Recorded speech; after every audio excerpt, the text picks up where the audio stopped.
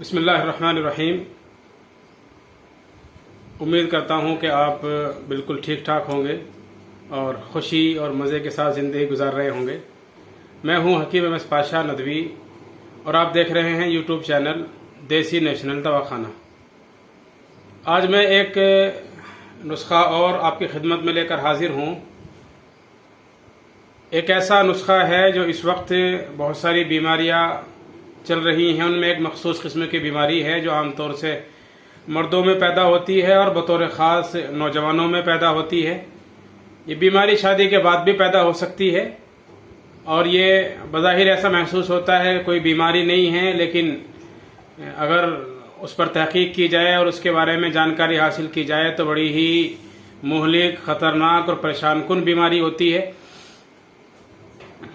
इंसान के गुर्दे इससे बिल्कुल बेकार हो जाते हैं और मसाना बिल्कुल काम करना बंद कर देता है और ये बीमारी उसी का एक असर होता है कि गुर्दों में इन्फेक्शन हो गया है या इन्फेक्शन हो गया है आपके मसाने में। नुस्खा पहले समात फरमा ले और अगर आप लिखना चाहें तो लिख लें।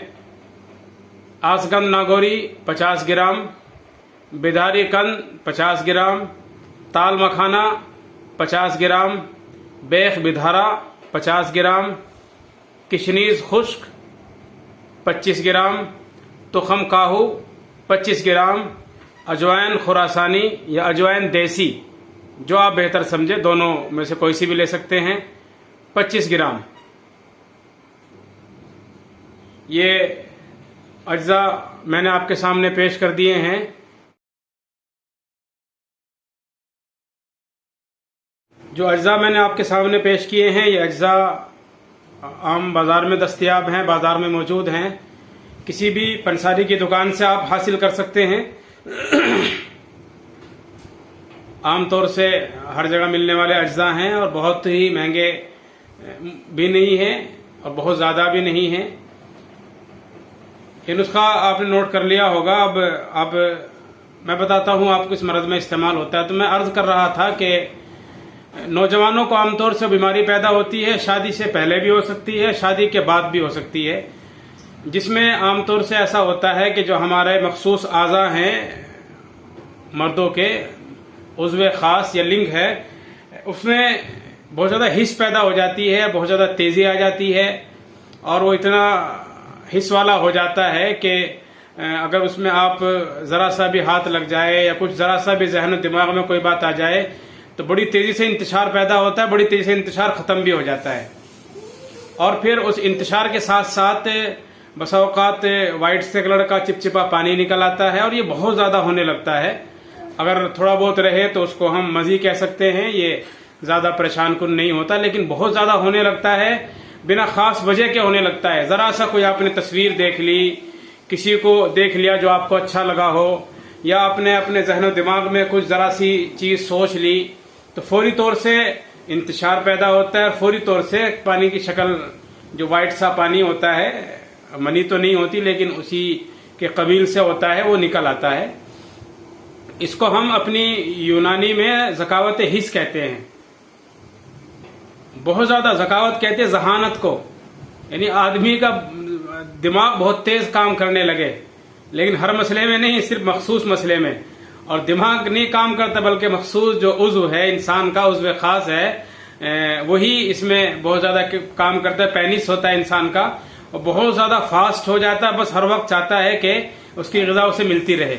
इसको हम ज़कावत हिस कहते हैं। अगर इसका इलाज न किया जाए तो जो भी अद्वियात हम इस्तेमाल कराते हैं, चाहे वो जरियान के एतबार से हो या टाइमिंग के मसले को ख़त्म करने के लिए हो या बाह को बढ़ाने के लिए, सेक्स पावर बढ़ाने के लिए हम कोई भी दवा इस्तेमाल करें तो वो दवा इसके चलते हुए मुअस्सिर नहीं होती है।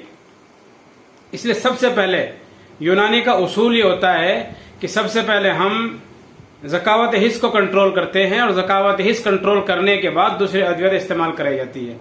बहुत से नुस्खे बाज़ारों में दस्तयाब हैं ज़कावत हिस कंट्रोल करने के, और हर हकीम और तबीब अपने अपने, और हर डॉक्टर प्रैक्टिस करने वाले, चाहे वो यूनानी में प्रैक्टिस करते हों या आयुर्वेद में करते हो, अपने अपने एतबार से वो मुख्तलिफ अमराज में मुख्तलिफ चीज़ों को इस्तेमाल करते हैं اور اپنے اپنے اعتبار سے وہ کنٹرول کرتے ہیں. اور بھی بہت سارے اجزاء آپ کے پاس ہوں گے, نسخے آپ کے پاس بہت اچھے ہوں گے, لیکن بہرحال یہ نسخہ میرے اپنے تجربے میں ہے اور میرے مطلب میں یہ نسخہ استعمال ہوتا ہے. اور بھی کئی ایک نسخے ہیں زکوٰۃ حص کے لیے, لیکن یہ نسخہ بھی ان نسخوں میں ایک ہے جو عام طور سے استعمال ہوتا ہے.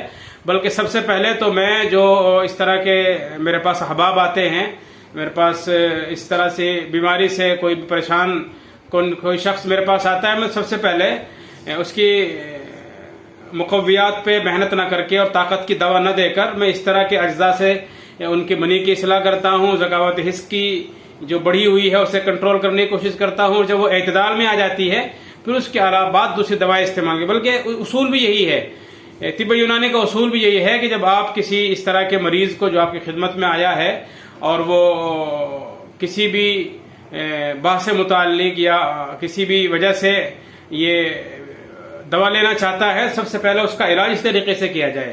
اب ایک سوال یہ پیدا ہوتا ہے بیماری ہوتی کیوں ہے؟ اس کے مختلف اسباب ہو سکتے ہیں, بہت سے علل اس کے ہو سکتے ہیں, اس کے بہت سے کارن ہو سکتے ہیں جس کی وجہ سے بیماری پیدا ہوتی ہے. کبھی تو احتلام کی زیادتی, بہت زیادہ احتلام ہونے لگتا ہے تو اس کی وجہ سے بھی بیماری پیدا ہو جاتی ہے. اور کبھی جو ہے نا بہت سے لوگ ہاتھ کا بہت زیادہ استعمال کر لیتے ہیں, ہستمیتھن بہت زیادہ کر لیتے ہیں, ہینڈ پریکٹس بہت زیادہ کر لیتے ہیں, تو اس کی وجہ سے بھی بیماری پیدا ہو جاتی ہے. کبھی اغلام بازی کی وجہ سے بھی بیماری پیدا ہو جاتی ہے, اور کبھی کثرت مباشرت, وائف سے زیادہ ملنے کی وجہ سے بھی بیماری پیدا ہو سکتی ہے. اور اس کے علاوہ اور بھی اجزاء ہو سکتے ہیں, اور بھی اس کے اسباب ہو سکتے ہیں, لیکن عام طور سے جو بڑی بڑی وجہ اس کی ہوتی ہے اس بیماری کے پیدا ہونے کی 3-4 ہوتی ہے. احتلام کا زیادہ ہونا, منی کا زیادہ اخراج وہ کسی وجہ سے بھی ہو, منی زیادہ نکلنے لگے وہ کسی وجہ سے بھی ہو, ہاتھ کے ذریعے سے ہو یا ملاقات کے ذریعے سے ہو یا سوتے میں نکل جائے اس کی وجہ سے ہو. اور بسا اوقات ایسا بھی ہوتا ہے کہ ذہن و دماغ بالکل ایسا ہو جاتا ہے کہ 24 گھنٹے ذہن و دماغ میں بس وہی چلتا رہتا ہے, اس کے علاوہ کچھ اور ہوتا ہی نہیں ہے. بس ہر وقت اٹھتے بیٹھتے سوتے جاگتے بات کرتے لکھتے پڑھتے اپنے کام میں مصروف, تب بھی ذہن و دماغ بس وہی بات چل رہی ہے کہ بس کہیں سے جو ہے نا کچھ کر لیا جائے. تو جب ذہن و دماغ میں اس طرح کی زیادہ باتیں چلنے لگتی ہے تو ظاہر بات ہے ہماری ذہانت بڑھ جاتی ہے, جو ہمارے ذہن و دماغ ہے وہ بہت زیادہ کام کرنے لگتا ہے. اور یہ تو آپ جانتے ہی ہوں گے بھائی, اگر دماغ زیادہ کام کرنے لگے تو بسا اوقات پریشانی کا باعث ہو جاتا ہے. ہمارے سماج میں بہت سے ایسے لوگ ہوتے ہیں جو بڑے ہی دماغ والے, بڑے تیز ترار ہوتے ہیں, اور وہ ان کا دماغ اتنا تیز چلتا ہے کہ بہت سے احباب بہت سے گھر والے بھی بسا اوقات ان سے پریشان ہو جاتے ہیں. تو بالکل اسی طرح جب وہ دماغ زیادہ چلنے لگتا ہے تو اس کا اثر ظاہر بات ہے وہاں بھی ہوتا ہے جہاں آپ محسوس کر رہے ہوں گے ہونا چاہیے. اب ماشاء اللہ باشعور ہے آپ, تو دم پکڑ کر گھر تک پہنچنے والے ہیں آپ, تو ماشاء اللہ دامن پکڑ کر ہاتھ پر آ جاتے ہیں آپ, ماشاء اللہ وہاں پہنچ گئے ہوں گے.